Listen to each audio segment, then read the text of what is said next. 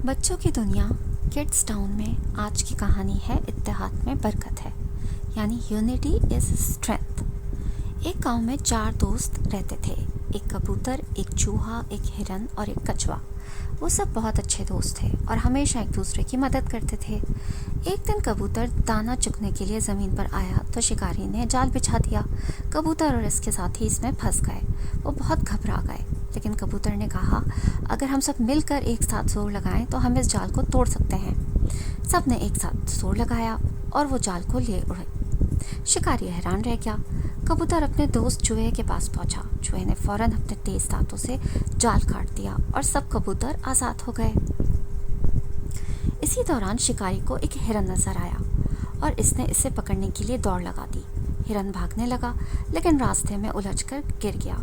शिकारी करीब पहुंचा तो कछुआ आहिस्ता आहिस्ता चलता हुआ आया और शिकारी के पाँव के पास पहुंचकर इसे काट लिया। शिकारी दर्द से चीखने लगा और हिरन जल्दी से भाग निकला। ये देखकर सब दोस्त खुश हो गए। उन्होंने समझ लिया कि अगर हम एक साथ हों तो हम किसी भी मुश्किल का सामना कर सकते हैं।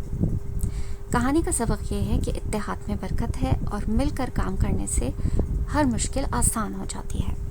वीडियो अच्छी लगी हो तो मेरे चैनल बच्चों की दुनिया किड्स टाउन को लाइक, शेयर और सब्सक्राइब करना मत भूलिएगा। Thank you.